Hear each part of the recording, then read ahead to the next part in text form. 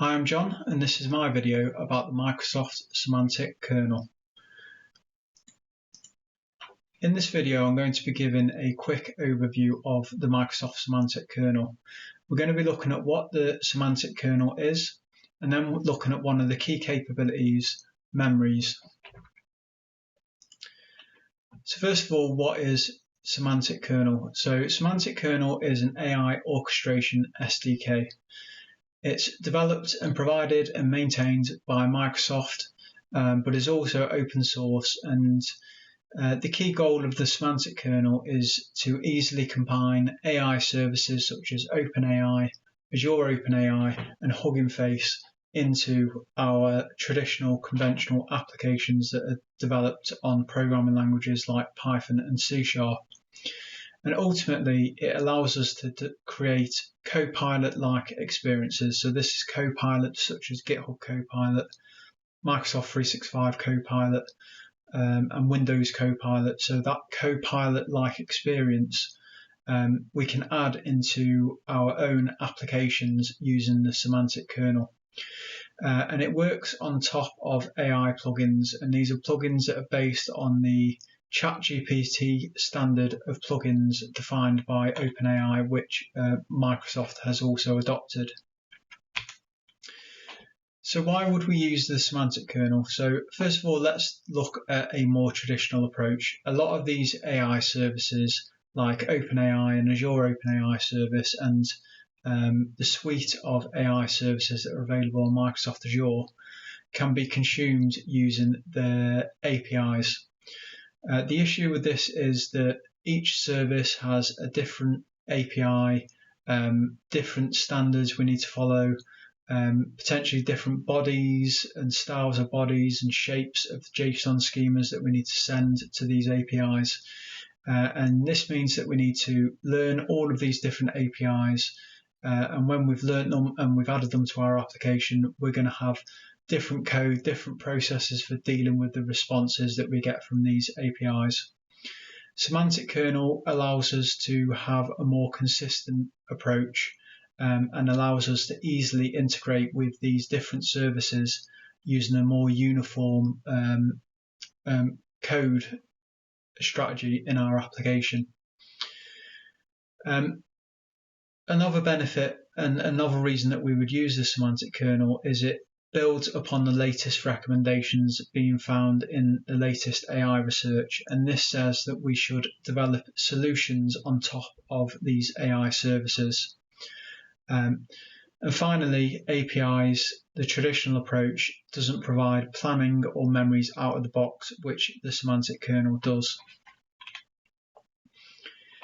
So now I'm just going to run through memories, and this is one of the key capabilities of the Semantic Kernel.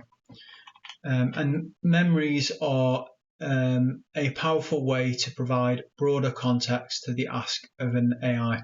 So we look at a traditional approach again. We can make API calls, but the more context that we want to provide to the AI and the ask that we're giving the AI expands the size of our API call, and this often makes it more costly and expensive and can require us to transfer a lot of data, potentially also impacting performance. So Semantic Kernel has a built-in capability to provide context in our API calls more efficiently, especially when we have a large amount of data and we want to pick out specific parts of that, only the parts that are relevant, and include them in the API call.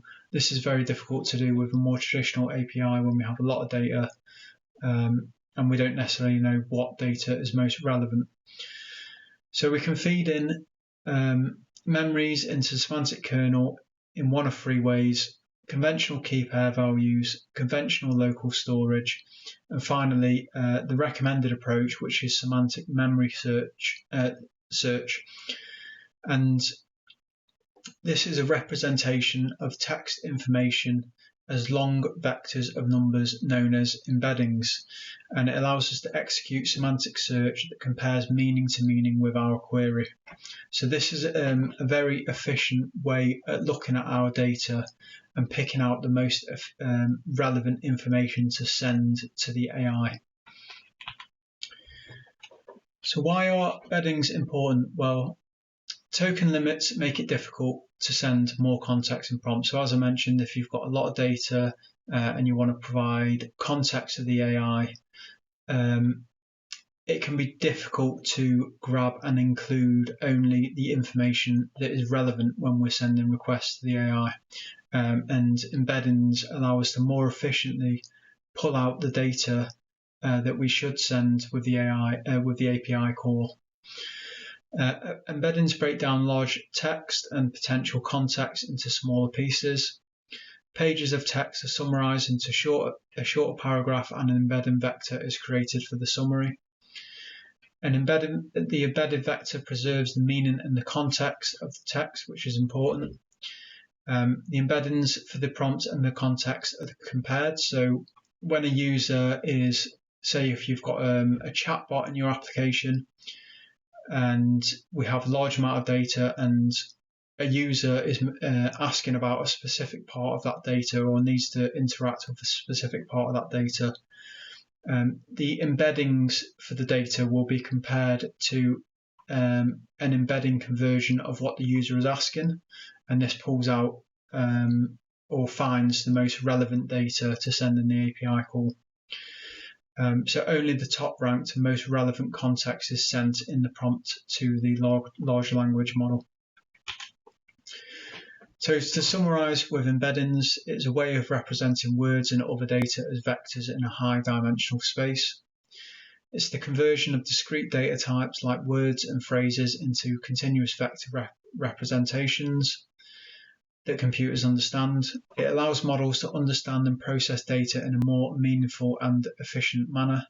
And it's useful to AI models because they capture the meaning of words and data in a way that computers can understand and process. That concludes my video on the semantic kernel. Thank you for watching.